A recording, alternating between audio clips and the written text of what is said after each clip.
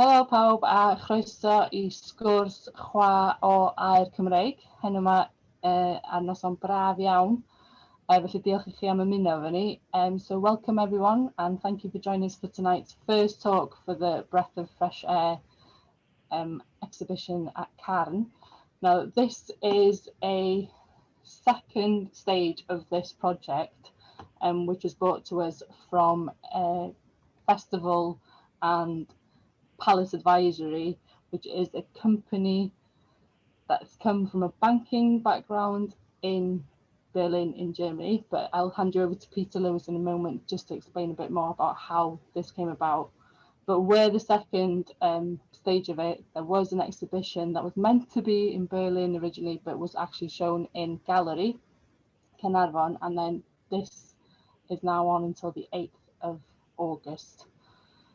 So we've got three other artists talking tonight, and we've got Julie Upmeyer, Sarah Holyfield and Alec Shepley, and they will all be talking about how they came about this concept in relation to the theme that was air and what they're exhibiting as part of the exhibition. So I'll hand you over to Peter because Peter's now going to give a little bit of background as to how we came about to be part of this exciting project. And thank you to Peter for bringing it to CARN. It's been a really exciting opportunity for everyone involved, I think. So yeah, Peter, I don't know if you want to say a bit more. How it emerged was through, as Menna mentioned, Palis Advisory, which is a kind of company that's run by Wolfgang Schnurr, which is, he's a businessman and his background is, he worked for Deutsche Credit Bank and set this business up after he retired from Deutsche Credit Bank. But part of Palis Advisory has an art branch to it because Wolfgang's really interested in all sorts of different types of art. He and I met a while ago over an art project which was to do with the Manchester and Berlin. Following that, he asked me to join their team, which I have been a member of Palis Advisory now for about 2.5, 3 years. And he said to me, well, let's do some art projects between Berlin and Wales, or Germany and Wales. But he's based in Berlin, and which has got a thriving art scene anyway. So following joining Palis Advisory, it wasn't long before I discovered CARN and joined CARN. And I said to Wolfgang, well, there's an extensive group of artists in North Wales who are really exciting, produce really contemporary artworks. And, you know, I said to him, we don't need to look very much beyond the CARN, you know, artists. And so we started then to develop ideas for projects, and he's been involved with Neukölln 48 Hours, which is a project which I was involved with also with him a few years ago. And he said, why don't we focus the project we do with Welsh artists around Neukölln 48 Hours? And we were envisaging that we would be in Berlin until everything went pear-shaped with COVID and everything. But so there were several challenges that COVID brought along, but it didn't stop us. And as we moved forward with Neukölln 48 Hours and 6 Welsh artists, it snowballed and things began to organically grow online. And coincidentally, at the same time, was Wales in Germany 2021, which was a Welsh trade office in Berlin wanting to celebrate the extensive links between Wales and Germany in terms of business and creative arts. So that happened as well, just in the same time we were preparing Neukölln 48 Hours. So the whole thing came together. And now some of the artists from Neukölln 48 Hours are going to exhibit work in a digital format in Novosibirsk in Russia. And that is almost a mirrored event. It's 48 hours Novosibirsk, and so it's going to be another iteration of Neukölln. But the thing is that they were so impressed with the Welsh participants that they wanted to take some of them along with them to this, and that will be mid-September. So this thing's been kind of growing over the year in different ways, and it's been a really, and gallery, and the art now is physically in CARN, so it's really been, you know, a great success, taking into account that the difficulties that we've had and challenges with the pandemic and things. But yeah, that's kind of the background to it. Yeah, thank you, Peter. Did I forget anything? No, and we've been lucky enough to have some small support from Wales Arts International towards it. Yeah. But apart from that, it's what Peter said. It's been a project that's snowballed into one thing after the other, hasn't it? Truly.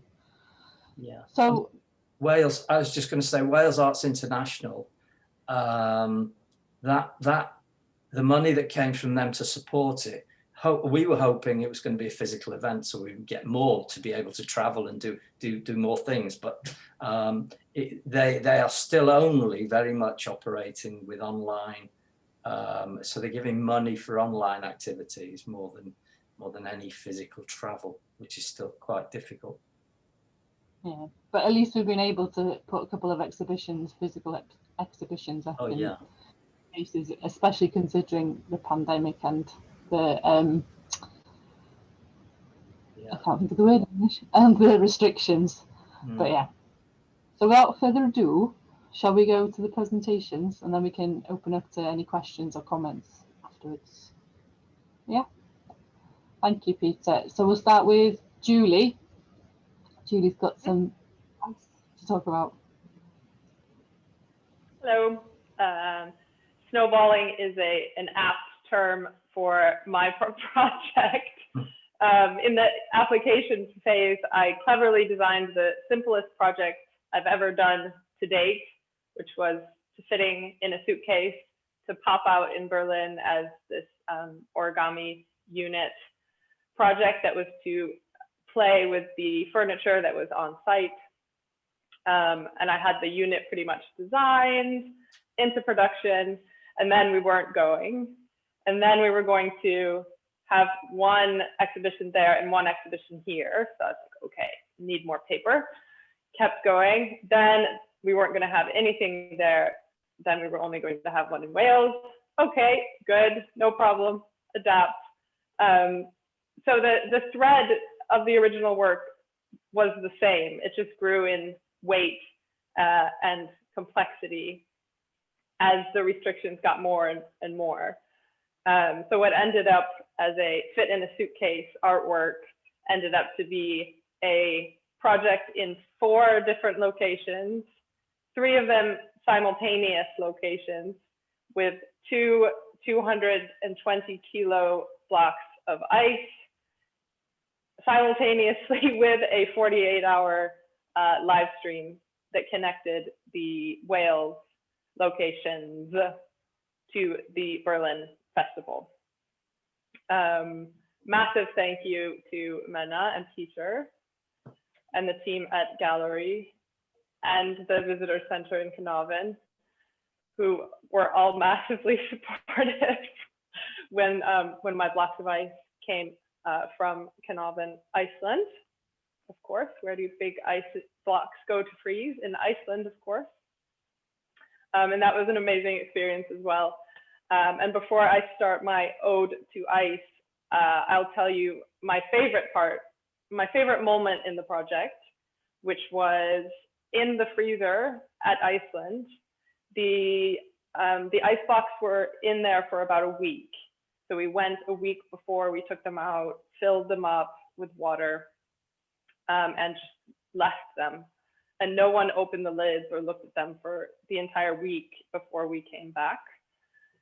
So Peter and I came and we opened the lids, and there was this beautiful, impossible crystalline structure covering the paper sculpture inside on the entire top of the water, on top of the surface, and then also on the lid.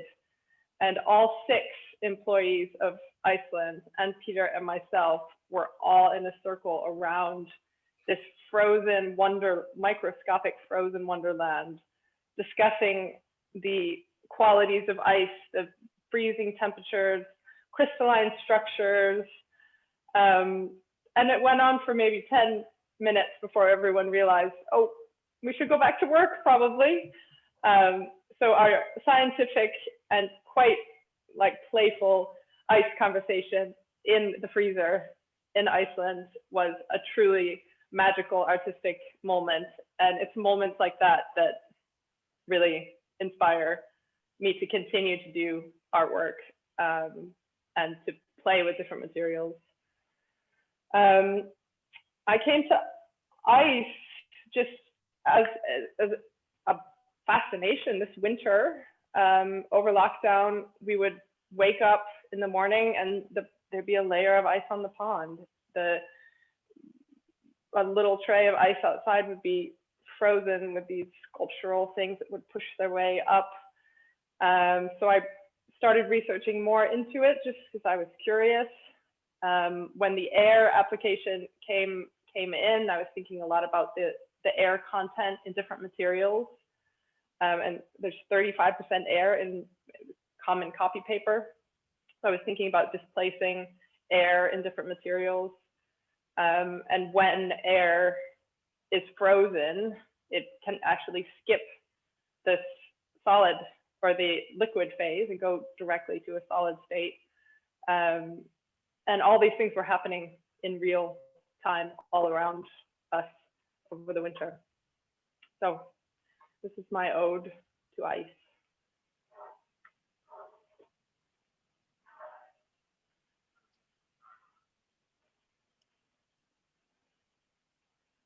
Is it working? Yeah. Yeah.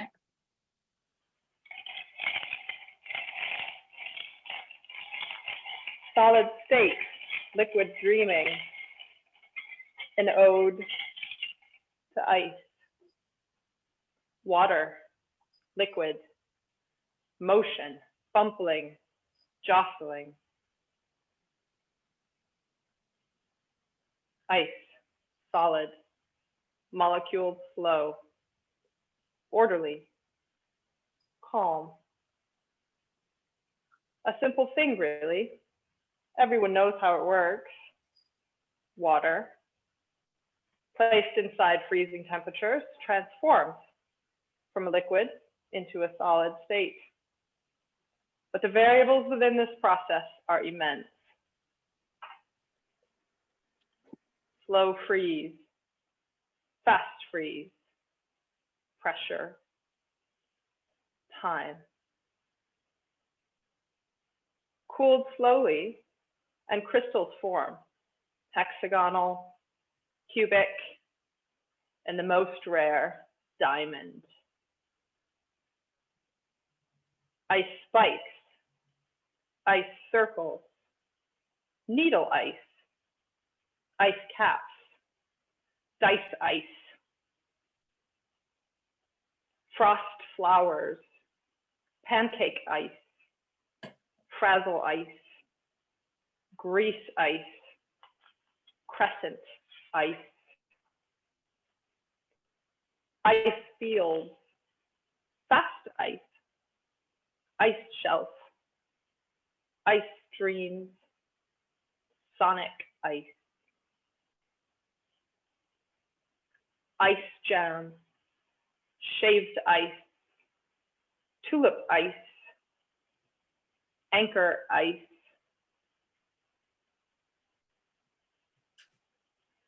ice frozen from the outside traps air within, bubble formations, wormholes to another world, expansion. Can you imagine the feeling? Every part of you, every layer, deep within, expanding 8%. pushing out, pushing against, pushing up and over and down, the violence of it. Go ahead, touch it. We are drawn to it immediately. Magnetic, slight sensation of pain. You pull your hand away and scream, cold! But your hand goes back, so smooth. Your finger asserts both friction and warmth, speeding the melting. Drip, drip, drip, drip. We woke, early morning, the world transformed. Green was white, smooth surfaces now geometric, elusive, breakfast, gone, things as they were. Melting, how quickly the process reverses, how delicate the features, how fragile. Larger crystals melt faster. Yes, density matters. Sun, yes. Temperature, yes. But airflow is also an important factor. How quickly the textures transformed. Sharp edges softened. Internal water flows formed. 48 hours. I was spot on in my estimation for one of the ice blocks. 220 liters of water evaporated. I thought it would, at least a little bit, go into the sea, but it didn't have a chance to reach the harbor. 90+ hours. I don't know the timing exactly. I stopped filming after 72 hours and left the remaining ice block to melt in the courtyard. I wouldn't have expected them to behave so differently. Unknowns, many. Luck, lots. Fun, mega. Solid state, liquid dreaming. Enjoy the summer sun.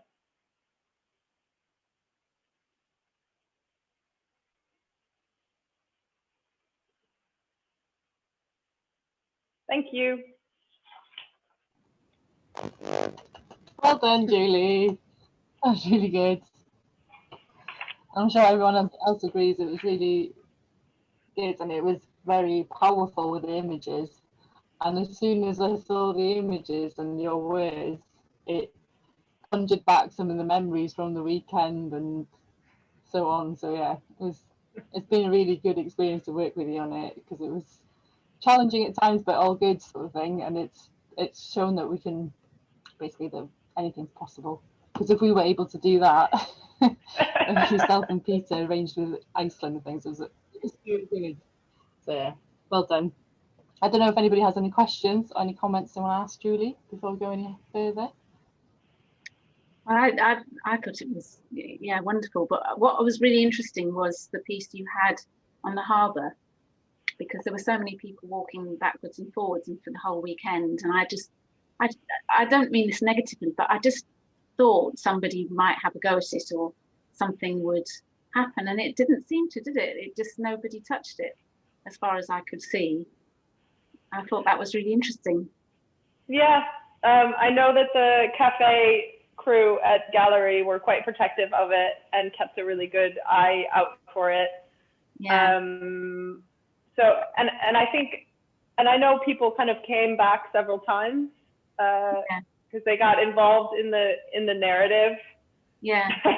the breathtaking narrative of melting ice. And I talked to one person late on the Sunday and said she had been back 3 times to see how it was getting on. So I was really pleased that there was that really public facing one when people could take it as their own and see it and touch it. And the paper ripped a bit, but the gallery staff just kind of tucked it in and put it back, and that was great. Yeah, well, but it's just sort of, it was sort of, I suppose it maybe said something about me that thought that something might happen to it, you know, a vandalising thing would happen. But it's sort of something really positive about it. And also the thing about time, isn't it? The fact that it's all about time, really. Well, I didn't put my acrylic sphere in that one, which was part of the piece, but because I didn't really want that to get stolen, and everyone just told me it would end up in the harbor the first night. Yeah. plus it's at an angle, and it would have been quite challenging to get it to balance anyway, so it wasn't important. But the other one that you had, there was that little family of seagulls, so that gave you a whole other dimension, didn't it? Yeah. The stars of the show. Totally. I had it running a bit. I'm very grateful. Yeah. I'm very grateful for the seagulls for making it much more entertaining than it might have been. Well, I had it running at home and just in the background, and I was not kind of quite realizing, do you know what I mean? The sound of the birds. It's really interesting. Yeah, I think several people, and I really discovered the power of long form live streaming, that it can be just a really subtle layer into people's own lives. Like, it's not something that you sit down and watch, but you can have it as a presence for a certain period of time. And those seagulls could overlap with the seagulls in your back garden. They did. And you're not quite sure whose seagulls were they and what they were doing. And I really liked that we could share those layers of time and like spend that time together during that period. And my parents were watching it in the States, and Charles Gershom was like minding the recording for me, and he was taking a nap on his sofa for a couple of minutes right when the balloon popped, and it woke him up. I'm sorry that it woke him up, but I think that's hilarious that the balloon popping in Carnarvon like woke him up in Cymreig. Yeah. That was an interesting question. Do you think people were possibly reluctant to interact physically because of the possible transmission of the current virus? Well, that's an interesting point. I don't know. I wasn't there. I wasn't there the whole time. But the times that I was there and said, you can touch it. Like, people didn't feel hesitant. They just didn't know if they were supposed to touch it for the normal like art reasons of not touching art. And once I said you can touch it, everyone who I said that to came right up and was like, oh, ice. So I didn't feel that, but it could have been if when they didn't have encouragement, maybe they, I didn't feel it was a big factor. I think I felt like people were pretty comfortable being outside. Yeah. And there was that incident when you and I were taking photos of the last remaining bit of it, and those two children came up and like kicked it, basically, didn't they? Yeah, it was nice. Yeah, it was good to see that interaction. Yeah. Julie, I loved your vocabulary of ice words. I thought that was absolutely beautiful. Do you think you might take that in another direction? Do you think it might impact on some other work that you do? Was it just an offshoot? Yeah, probably. I really love the transformation of it, and the huge chunk of it. It's a lot like ceramics. Like when I was doing the ice block, it's a lot like creating something out of clay and then putting it into the kiln and setting aside that part of the process until it pops out, and you're like, oh, okay. I didn't plan that, but that's really interesting. Or I kind of did the chemical configuration of the glaze this way, but actually I didn't anticipate something else. So I actually like felt a lot of ties back to my ceramic education in art school in dealing with the unknowns of like the ice formations of naturally freezing ice. Plus it's just really interesting that you can plan something, you create it, and then it disappears. So I think the ephemeralness of it is that's part of its beauty, though, wasn't it? Yeah, that was part of its beauty, really, that it was ephemeral. Yeah. And there's such exciting possibilities with creative documentation, which I've pretty much spent the last year experimenting with, that I think that ephemeral work, because of its time limitations, can create, it's not even documentation, like the work becomes the documentation in a way that you're planning for that, but it can become even more of a tool of communication if it has a finite period of time. And you think about the documentation as an integral part of it. You're not just making it and then taking a picture. As I did with the live stream, like so much attention went into that, the setting up of that 48 hours, and you knew that 48 hours was ending. So there was a lot of interesting overlaps from all the experimentation I was doing with Sui Generis, and not Sui Generis, Unus Multorum, the exhibition at Palis Advisory, when there was like no audience to almost 100 people's artworks, and figuring out how to make that accessible. So I think all of those really easy, accessible, fun digital technologies that are available to practically anyone with a phone at the moment make such exciting possibilities for artwork, whether it's permanent or temporary, and putting more than one thing in the same location, putting something somewhere like for 1 minute and then moving it somewhere else. And I love the fact it went across the world as well. It wasn't confined to a little gallery space. It was universal, that was really fantastic too. Actually, you just answered my question, Julie, without me asking it. I was wondering what was almost more important to you, whether it was the event or the documentation of it. Because you have just answered that, really. Yeah, I would say equal, and it was nice to focus on both of them at the same time. I mean, I was really glad to have the dual pieces. I mean, I was glad to be able to focus on the composition and the setup of the live streaming one, and be like, you know, super anal about the line at the top and have everything like really perfect. And then, but it would be disappointing to me if there was only that. I mean, the public facing one was just so much fun. And it was so nice to just be like, okay, here we go, let's see what happens. So for this piece, it was very much both and very equal terms. And is it finished, or will you carry on developing the documentation of it? I made a film, like a dumb film of some of the footage I took. I don't like making films. I like doing live stuff.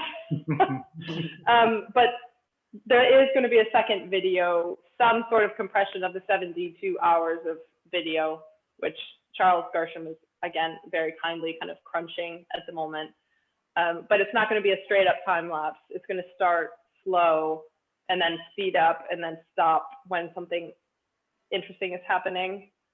So it'll be like a slow, fast, slow, fast, slow, fast documentation of that 72-hour period. Yeah. To watch this space. Yeah. You can't rush crunching that amount of video. You really don't. Okay, thank you very much, Julie. So we'll leave it there for now. If anyone has anything else to say or want to ask, we can come back to it at the end, yeah? So now we'll go on to Sarah. So Sarah's got a few pieces in the exhibition that all is one piece, as it were. So I'll hand you over to Sarah. Yeah, well, a few pictures if I can. Can you see? Oh, that. Sorry, I haven't gone into the slideshow. That's all right, don't worry. Oh, I've lost.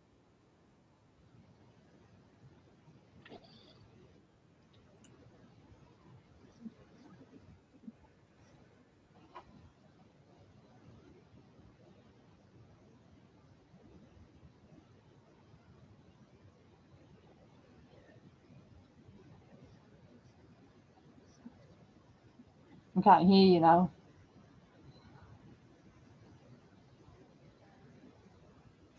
No. See my now. Oh, I can't. We can. You keep on. The volume keeps going in and out. So. How is that? Try again. Can you hear my voice now? Yeah, we can hear you. And we. Yeah, it's gone funny, hasn't it? The sound has gone strange. That's all right. Okay, so what I responded to this theme in a very literal kind of way, really, because the theme was air, and of course we're in this pandemic of an airborne disease, so it felt like a really good theme in a way. And I suppose what this is about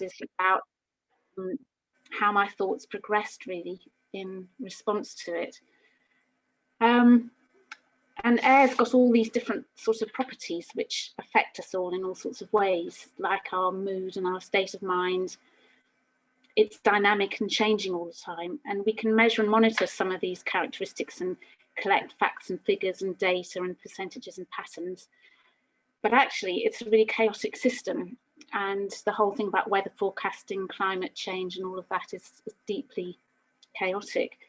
So how to capture something of this kind of vast complexity? And I suppose why air sort of felt interesting was that it was like an obvious, in a sort of metaphor for ourselves in a way, because we're so complex and arguably chaotic and unpredictable. And so trying to contain us in lockdown kind of goes against all our natural inclinations because we're fundamentally social. So I decided to take a kind of arbitrary number of days, which was 100, and collect some data that I could easily get from weather websites like air pressure, humidity, and so on. So there's this site which I could just get all my data from. But I also wanted to collect the daily deaths from COVID-19, which was again available on government website. So then there was this question about collecting data and putting it into tables, but not all these figures have the same value or meaning. So obviously the measurements like pressure and so on don't mean the same thing at all as numbers of deaths. I was sort of steadily just collecting this data every day and writing it down. And then also every day I took a photograph of the sky, which of course is the medium in which we live. And it's so kind of beautiful and incredibly varied. And doing this from day to day was really interesting because it was incredible how much variation there was. And I've done this in the past, collected sort of daily pictures of skies, like in clouds. They've always been a bit of a fascination. But when you collect them all together, there's something very impressive about the incredible range that we have just in where we live here. So at the same time as sort of taking these pictures of the sky, I also took the theme really literally and took samples of the air each day by simply taking a bottle and sealing it and labeling it, which felt a bit crazy really to try and capture something so ephemeral. But at the same time, the virus was airborne. So I thought, so maybe one of these bottles might contain a virus, who knows? And because we were expecting originally to go to Berlin, I made a map of the world because I was thinking about where these samples came from because it was very local. But obviously this is a pandemic, a worldwide event. And I love maps anyway, but I know lots of people do. But I wanted to make a map that kind of had some visual reference back to old maps when Europeans were first beginning to discover that we were part of a much bigger world. And I've included my little moral compass, which I've mentioned to some people before in there, because a moral compass seemed to be something we were needing with what was going on. But I wanted then to make tables of the data and make them into a sort of, using a scientific vocabulary.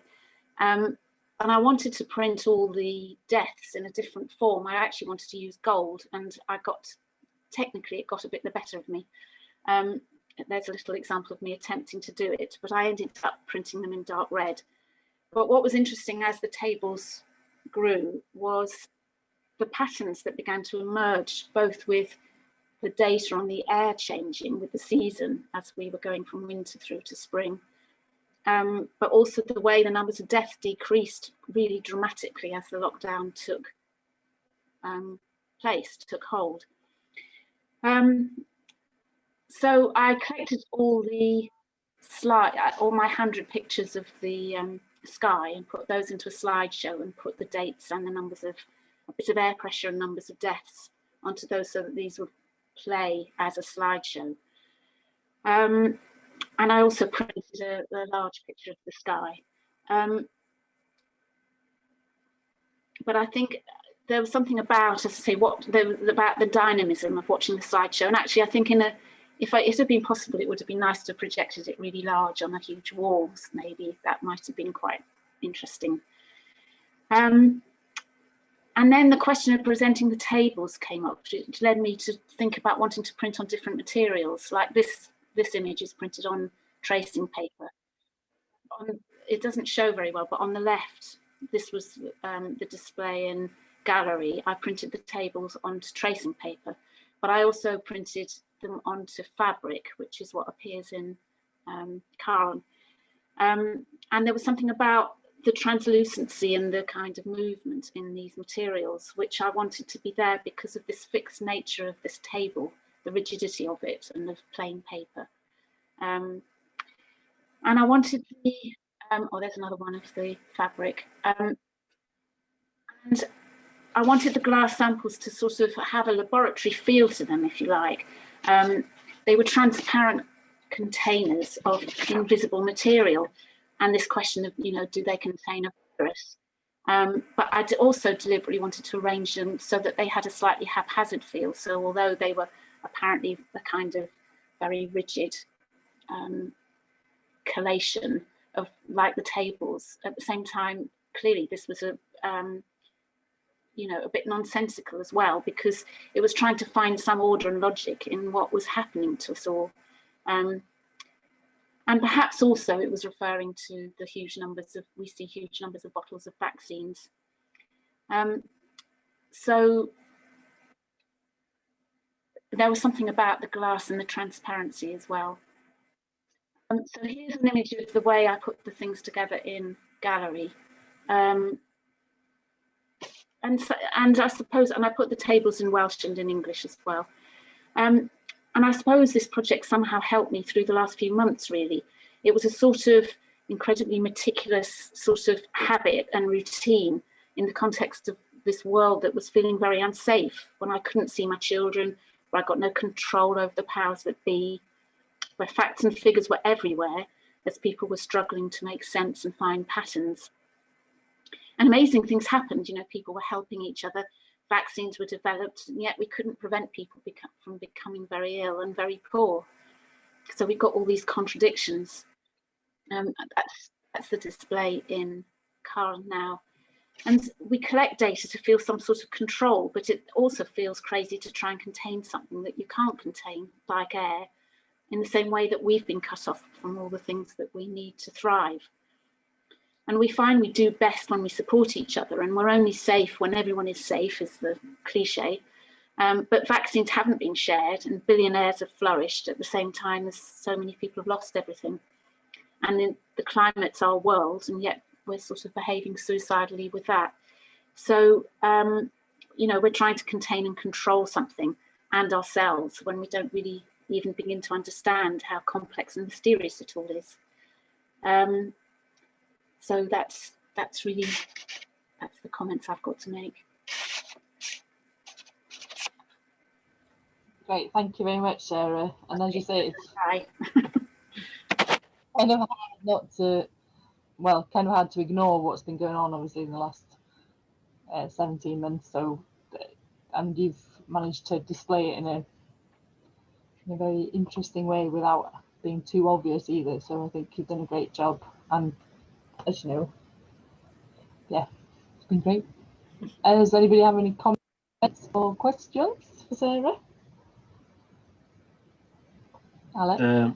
It's a comment, not a question, and a compliment as well. There's something, you know, when you look at the sky and it's blue and sunny and there's fluffy clouds, it somehow makes you feel lifted and happy and hopeful and all the rest of it. But there's a contradiction knowing that it's buzzing with potential, whatever they are, coronavirus beasties.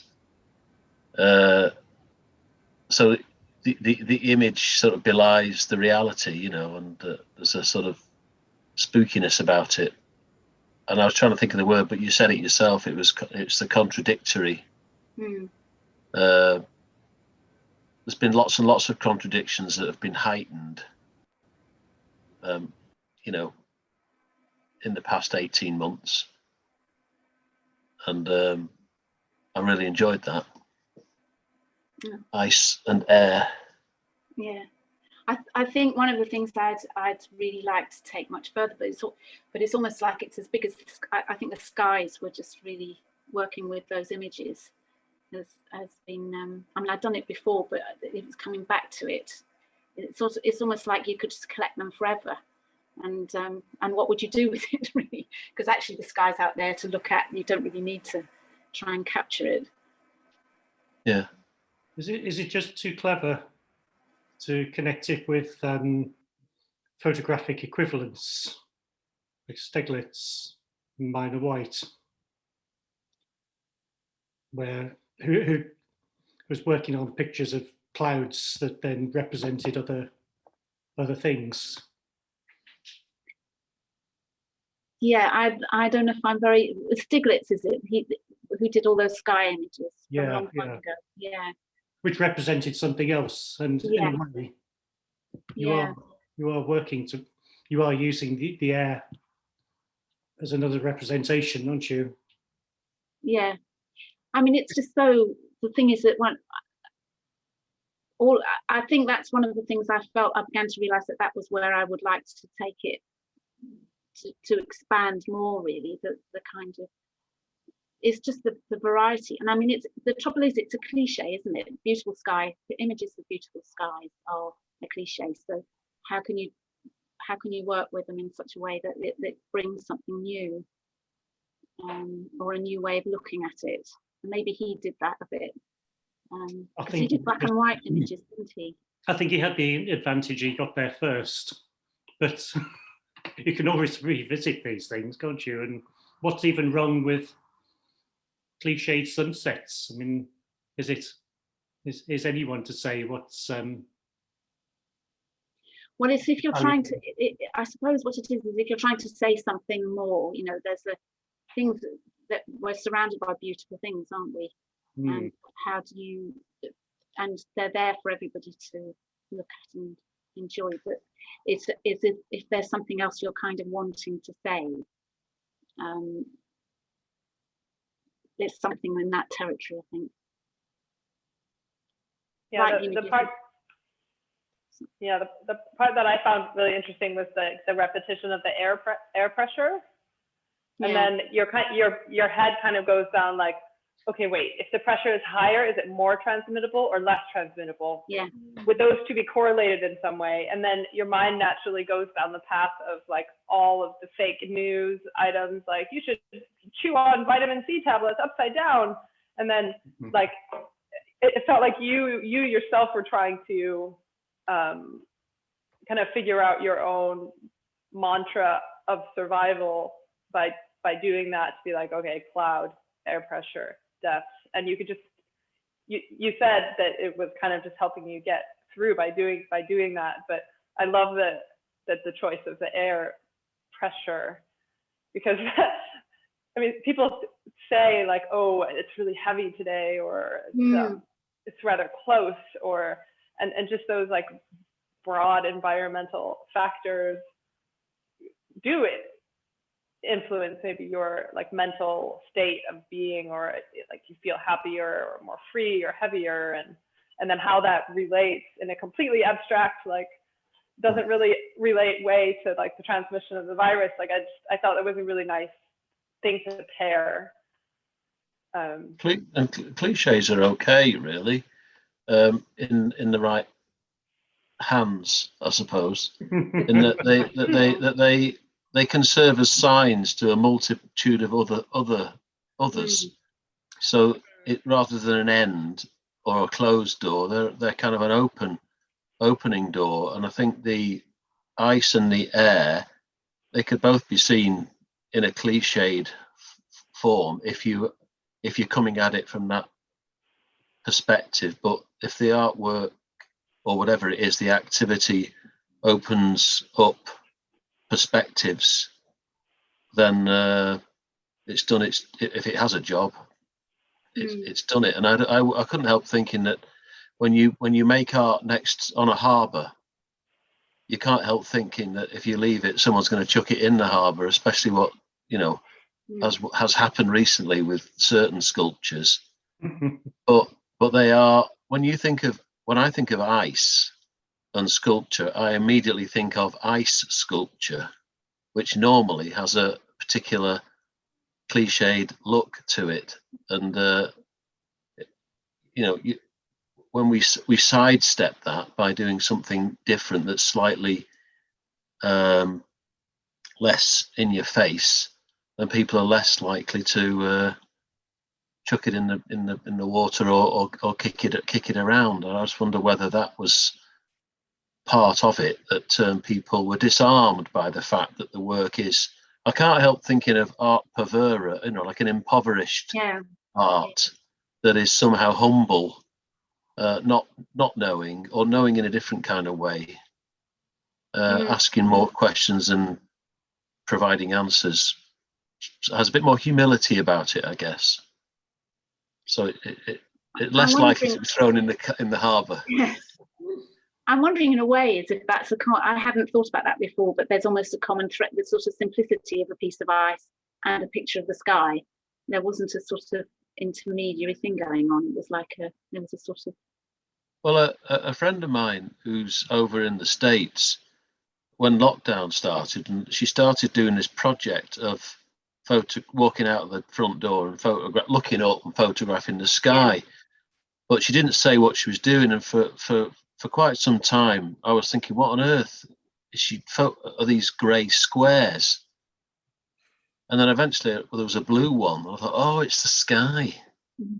Mm-hmm. She lives in Florida, and I just expected it to be blue all the time, but it was grey, and they just looked like abstract grey paintings. But it was the sky.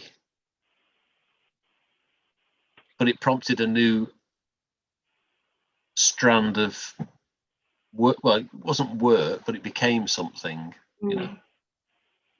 Anyway. I suppose I think one of the things about collecting the data, and it was quite interesting seeing these patterns emerge, through this changing the season. But also they seem really arbitrary, and it's sort of almost like people trying to make sense using these figures to try and make sense of a world that is actually completely mysterious and kind of out of our control altogether, let alone the kind of the pandemic. But it seemed to me that we were being hit with deaths every day, and it was almost like the data on the deaths was kind of getting all mixed up with data on other things, and yet the meaning of those seemed to be being kind of lost. Like, oh, it's good, we've only got this many today. Kind of, there was that going on as well. What I quite liked was the fact that Julie and you have both used the addition of time in a way, where Julie streamed 48 hours and you've recorded a longer period.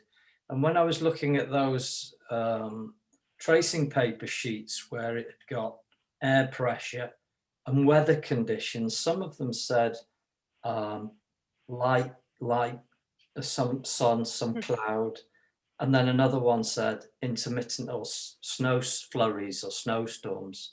And I was thinking, it suddenly struck me how long we've been in this, where there's been sun, there's been every kind of different season that's been, you know, recorded within that. And it suddenly made me think, wow, this has been going on what seems forever. But yeah, so time as a concept is quite interesting, the way you both use time. And the compression of 24 hours. I know Julie talked about compressing 24 hours into 5 minutes, you know, and having these stop periods where it's a bit in real time, if you like, and then it's speeded up again. So yeah, out of time, out of place. Indeed. I don't know if you've seen the comments in the chat, Sarah, but there's one from Ali first, both you and Julie, really. So just saying air pressure is interesting when considering the words themselves and all the pressures people have been experiencing and the need to breathe fresh air, which is a very good. It was an amazing theme, really, wasn't it, to pick? I think it was, because at first I remember thinking, when the call came out, I thought, oh no, I can't think of anything to do with that topic. And then, you know, that's just, oh no, that's much too difficult. And then suddenly all these sort of, once it started, it's like things sort of tumble, don't they? The thoughts you can have.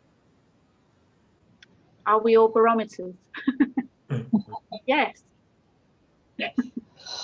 I can't help thinking that we've all become barometers of health and well-being. Yeah. And as Ali has said, pressure comes in many forms, you know, and we've had to sort of stop and worry less about toilet roll and more about other things that are probably more important. Indeed. And then Rachel's just said that she loved listening to both of your pieces, and that there's so many layers, and how, like Peter's comments about time and how both pieces relate to climate conditions. Yeah. Okay then, thank you all, thank you Sarah for that. So what we'll do now is we'll go over to Alec. Okay. Who's not been physically to the exhibition himself, but you've been there virtually, haven't you? I haven't really been anywhere except Tesco and to visit my mum a couple of times.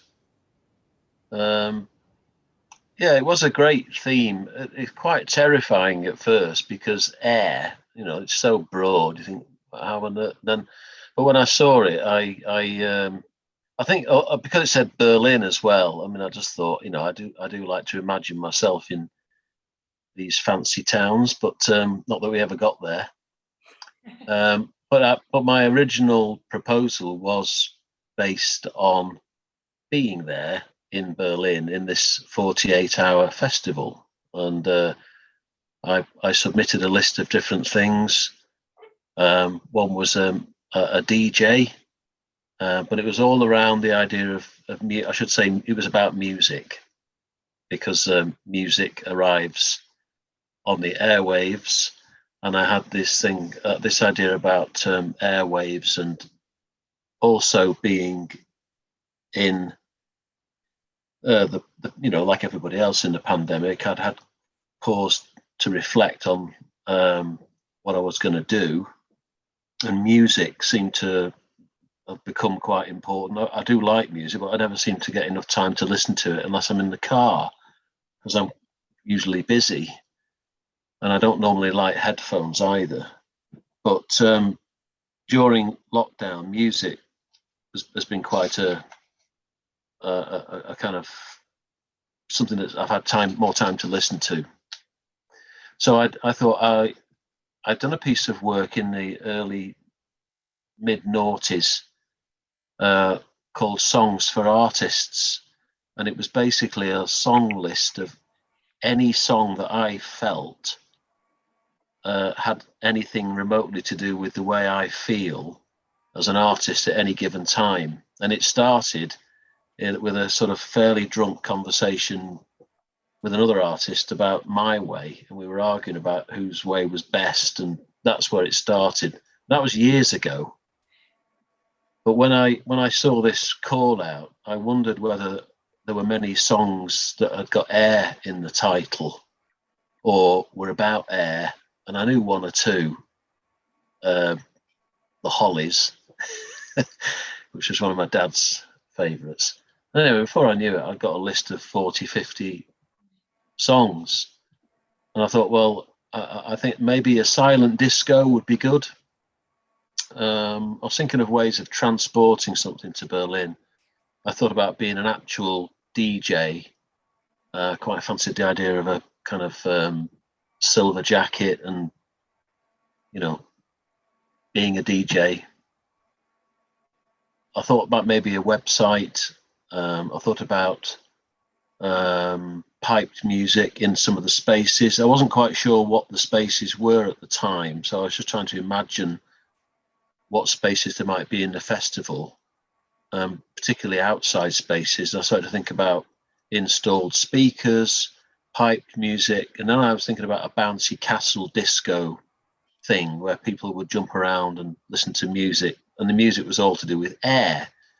Then when the pandemic made us all realize that we weren't going anywhere, I thought, well, I'll do something different. I will make something that can be, doesn't matter where you are.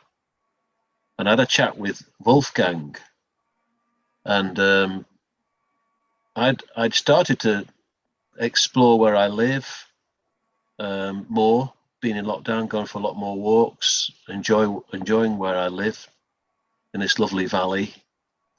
And harp music, or the reason we got onto the conversation was I was worried about copyright and getting into trouble with all these songs that I'd collected and not having a license and all the rest of it. And Wolfgang suggested a harp. And I'd already started to think about a pigborn, which is a kind of Welsh bagpipe. And I imagined what these contemporary songs might sound like on a Welsh bagpipe, because I quite like the kind of daftness of that. But the harp, when that was lodged in my head, I thought that's what I was going to do. And I put a call out on Facebook to see if anybody out there was a harp player and would want to do at the time, fairly unfunded project to do with interpreting these songs on a harp. And lo and behold, 2 or 3 people got in touch, and I worked with one eventually called Bethan Griffiths, who's a professional harp player up in Mould, and we agreed a fee based on the normal studio fees that musicians charge for a session.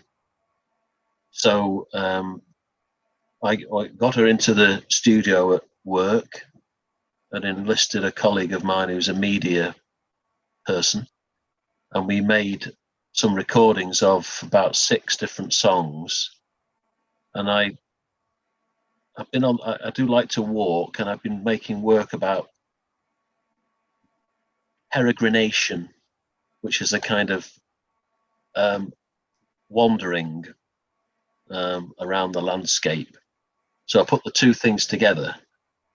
These contemporary pop songs, basically played on a classical Welsh harp, juxtaposed with videos of the air blowing through the valley where I live. And it was totally and utterly romantic, self-indulgent, and I was trying to teach myself to be happy in this, because I often get quite grumpy with the isolation, and I was trying to do something that would make me happy, and if it made me happy, then it might make other people happy too. I'm desperately trying to figure out how to share my screen now. Let's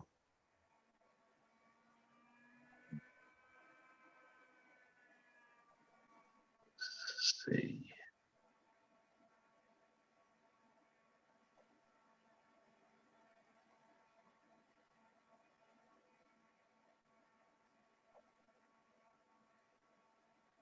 No, that's not working.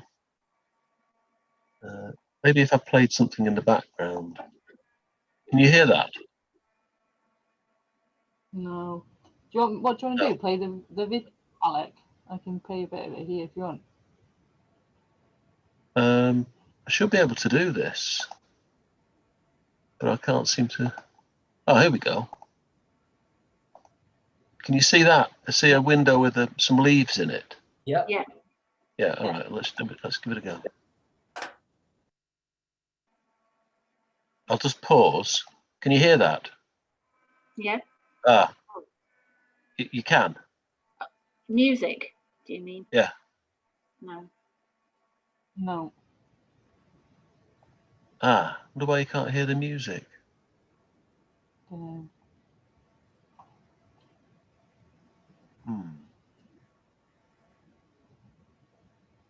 Not quite sure why that's not doing it. And oh well. Is it the film you've got on the website? It's just a film I've got on my computer here now. Zoom is super bad at sharing sound. Yeah, it is.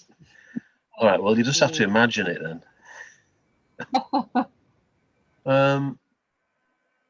It should. I don't understand why it's not working.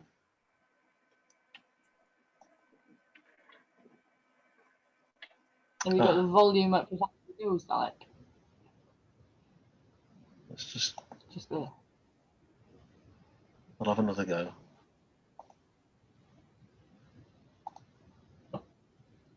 That's completely gone now.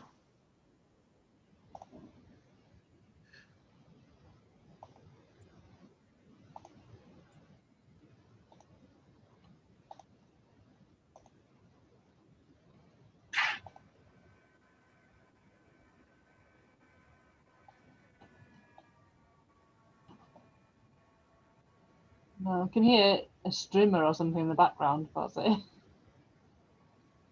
Sorry? I can hear some sort of device in the background somewhere from someone, but nothing from the music.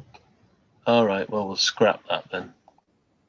Well, anyway, you saw a bit of the video, and essentially it's harp music playing. That was Summer Breeze by the Isley Brothers, but you couldn't hear it.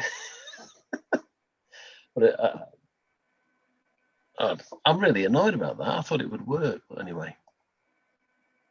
Perhaps you could hum it to us. Yeah, you might regret that.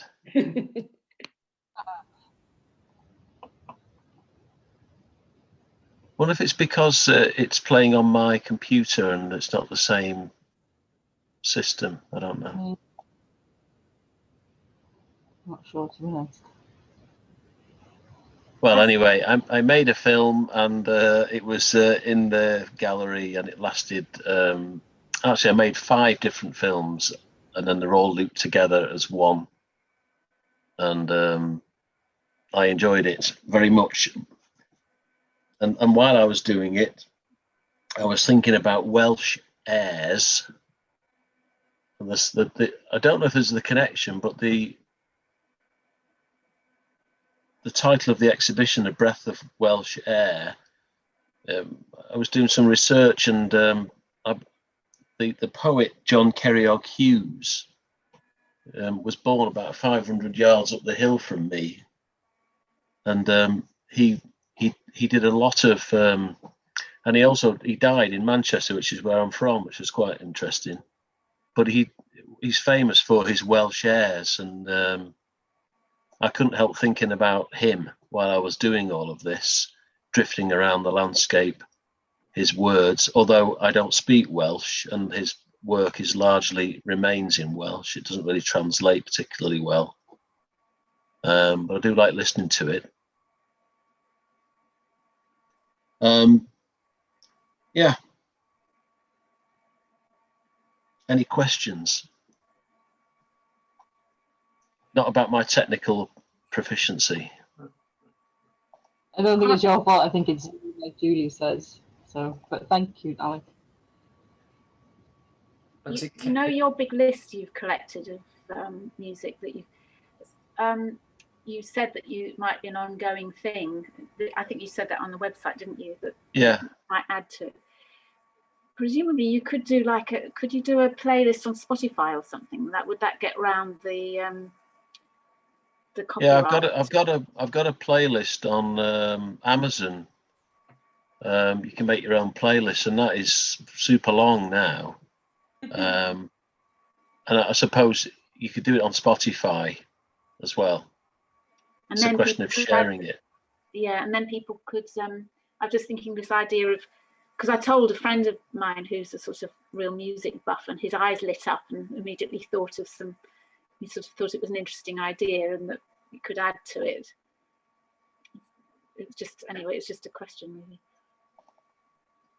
Yeah. I'll probably find out later on tonight how you actually get music to play on Zoom, but I'll edit it in after if you want with everything. Don't waste your time. If you want to do something that you want things to work, use a different platform. But I think Julie.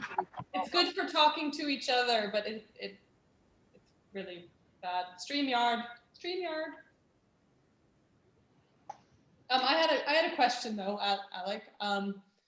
So you said you wanted the work to make you happy. Like, I had never thought about artwork in that way. Like, making the work of artwork like makes me happy, but I never thought about the actual work of making you happy. Like, what do you have any insights for your own practice? Like, did that make you happy, and what part of it made you happy? well, it's funny actually, because it's probably one of the things I know it makes me happy, because I get very unhappy when I'm not making something. and I've since moving back to Wales, I've made a lot more work than I have for a while that I'm happy with. Well, I'm happy within certain limits of,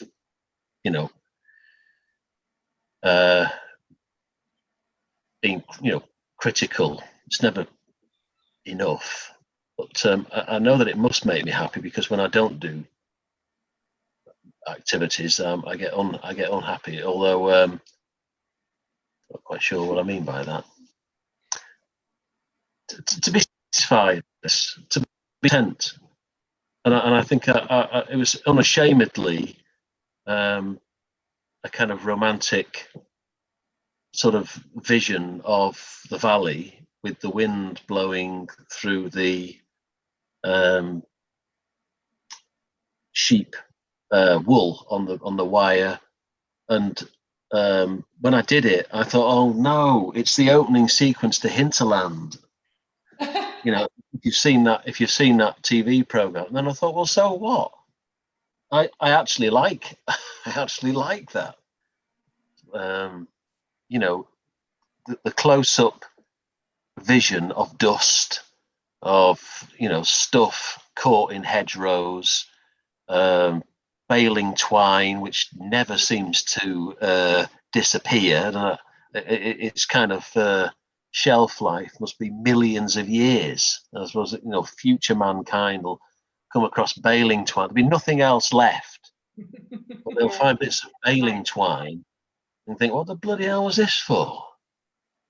So, and there's tons of it, and I've been gathering all of these things from the river, and wanting to do something with it, whether it's art or not. I didn't really care, and if it looks like a kind of a sort of Hinterland video, I thought, so what? Is that bad? I don't know. So I just thought, well, maybe lockdown's given me the internal judge has taken a bit of a back seat. Thought, just do it. So that does sound like a slight echo of that thing of looking at the skies, because they're sort of there every day, but it's like a different sort of looking. And because I'm sure I saw your film on. Did you have it online somewhere? Because I did see it and hear the music.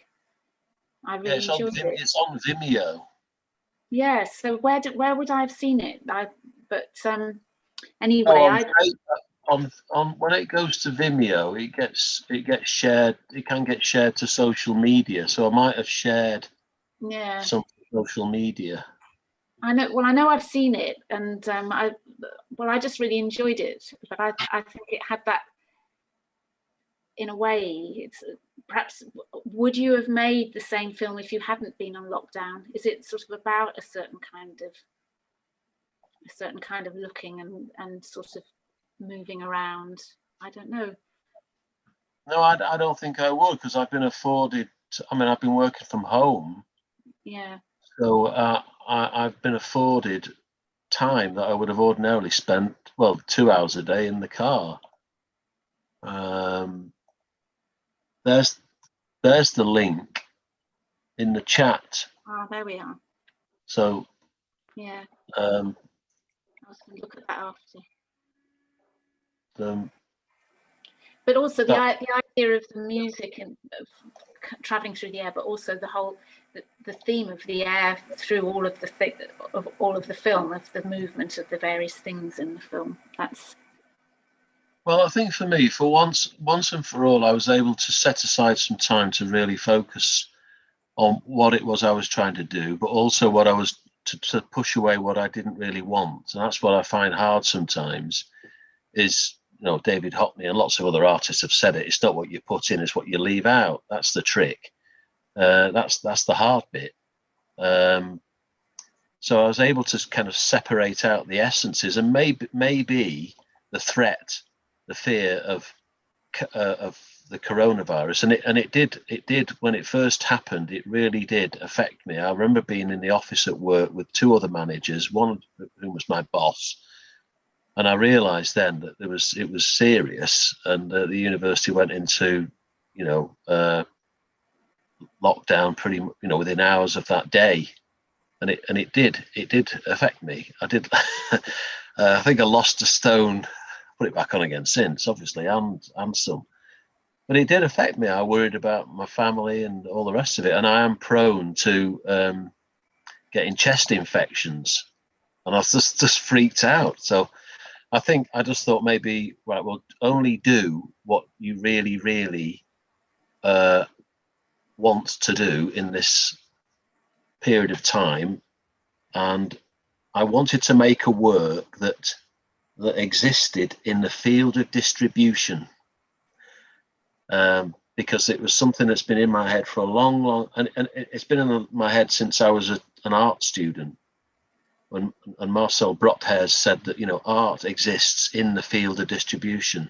It may be embodied by things, objects, images, but that's not it. The it is in the air. You blink and you miss it, and I thought that's what I want to do. And this air idea, and then having a chat with Wolfgang, really, really focused it, Plus, I got working with a harpist. I'd never done that before, and it also helped me work with some people at work in the media area that I've not worked with before.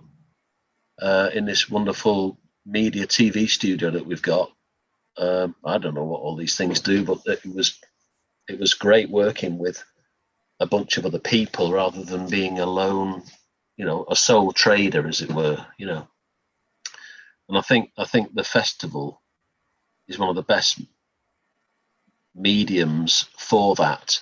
It kind of puts art along on a level playing field with eating, talking, dancing, sleeping, breathing. It just puts it on the same level as everything else, and I like that. Yeah. It's the same as everything else, like a loaf of bread. Yeah, I think originally, if we had been there, it would have gone down really well, because that festival there's a performative aspect to that festival, and an engagement, interaction with the public, and that kind of relational aesthetics type of work it is quite celebratory in the whole festival. And if you had have done the DJ thing, because you mentioned the space, there is a large space. You could get a castle out there, but a bouncy castle. But it would have been really, really great if that could have happened. But I do remember you wrote you said in an email that this project had helped you resolve or clarify or think about other things and maybe you covered that just then when you said, for a long time you've been wanting to do other work that maybe uses things from the past that you've thought about but never really sort of brought together with other things, and with the harp music and maybe you covered that, or were you referring to something else in the email?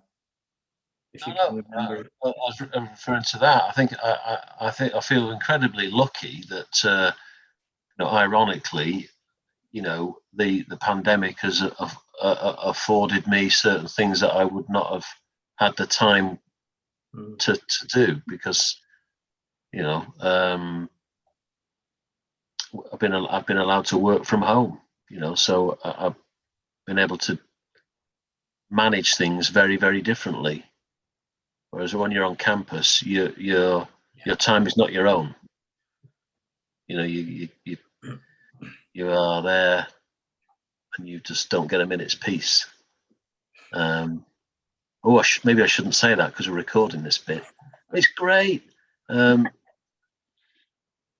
and I think maybe it's just allowed me that, as I said, that time to kind of reduce things down and be a bit more selective. Maybe that's what it made me do. Oops.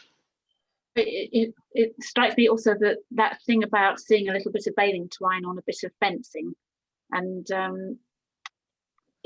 that could, if you'd have done that a few years ago, it just would have had a different meaning somehow. The fact that it was you filmed that now, it means something different, I think. Yeah, maybe it's method. I've just put together a methodology that works for me. Maybe it's just a moment where certain things came together. But it's funny the connections that you can start to make when your mind's freed up to think. And watching your poetic presentation, Julie, I was suddenly in the car park at Hyde Grammar School, aged 15, doing the ice experiment with Mr. Ball, who was demonstrating that pressure melts ice. And we were like, what? What do you mean? He says, well, I'll show you, boys. And he got a big block of ice. He put it between two stools. He put a wire over it and two weights from the physics lab. And he says, come back in an hour, and the pressure of that wire will have melted the ice underneath it, because pressure increases temperature, and then it'll sink through it. It's not cutting it, it's melting it. And that, watching your slides, took me right back to 40 years ago. Clear as day. Awesome. A bit like Sarah's pictures. Clear as day. Anyway, I'm in danger of Alec and Sarah, I can see there's definitely going to be a collaboration for you, because Under Pressure, David Bowie, who also recorded in Berlin, I think it's an absolute gift for you. Well, actually, in the song, there's one song by the Scorpions, The Winds Have Changed, and I put that in just for Wolfgang. But I don't think he likes the Scorpions.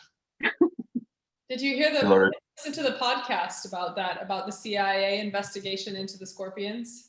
No, that doesn't surprise me. No. It's great. It's like an 8-episode podcast. Check it out. It's not a spoof. No, it's Talking. Right, I'll check that. I must look that up. Well, they're a German band, heavy metal band.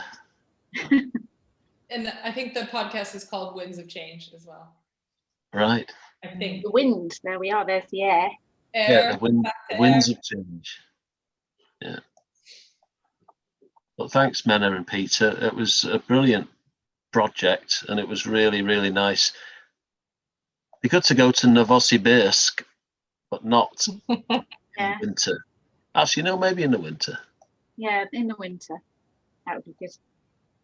The trouble is with this sort of thing is you can't stop thinking about it, can you? Once now it's in your head, this whole air thing, it just keeps coming up. So. It's everywhere. With regard to give It's everywhere. Oh. on that note, in case you've got any other comments or questions, I'm going to say thank you very much to you all for joining us on such a beautiful night and taking the time to join us as well.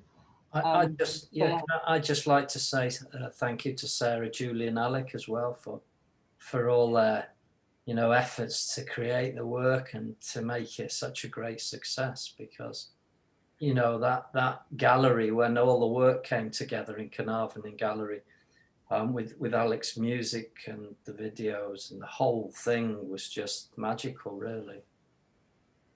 Yeah, and it felt good to do something in the flesh, and like I've done things in gallery over the course of the past year, but not had visitors there. But having something in another space and having visitors come in was and not to forget CARN. It's still on there. Yes. It's still there. It's still there until the 8th. I must say, I've really enjoyed this. It's just been really nice to have this sort of conversation, because you don't always get a chance to do that, do you? Just to talk about what you've been doing. Oh. Like shit. There it is. Yeah. There it is. There you go. Right. Excellent. I was determined to share something. But the link is there for people who want to go. I can only apologise for bungling that. Sorry, I just thought it would work. It just reminds me that sometimes the sound doesn't always transfer between two systems. There'll be a button somewhere that I'm missing. I'll find it probably. But yeah, the full length video is on the website for the exhibition, anyways, which is breathofwelshair.com, which I keep on mixing up because I keep on wanting to say fresh air. Sorry. Alec, your link doesn't go through though. It says unauthorized. Oh. What? Maybe it's picking up something about copyright or something that's preventing it. I don't know. If I click on your link, Alec, it says unauthorized. You are unauthorized for this action. Oh, I know what I've done. I've probably not made it public. I'm just a bungler. I'll sort that out. But you can go and watch it on the website anyway. Yeah, I saw it on the website. No, okay. The link that Menna has is it works. Right. Yeah. Oh yeah, I've shared the wrong one. So yeah. So that's the one you were trying to show earlier, isn't it, Peter? Yeah, Alec. So yeah. Okay, thank you. Yeah, got it. Thank you all very much, and thank you to the three of you for all your work, and to Peter for all your hard work and support through it. Oh yes, no, it was great. And thank you, Menna and Peter, for letting me know. It's been great to have this chance, opportunity. Good. Indeed. Right. Let's stop recording.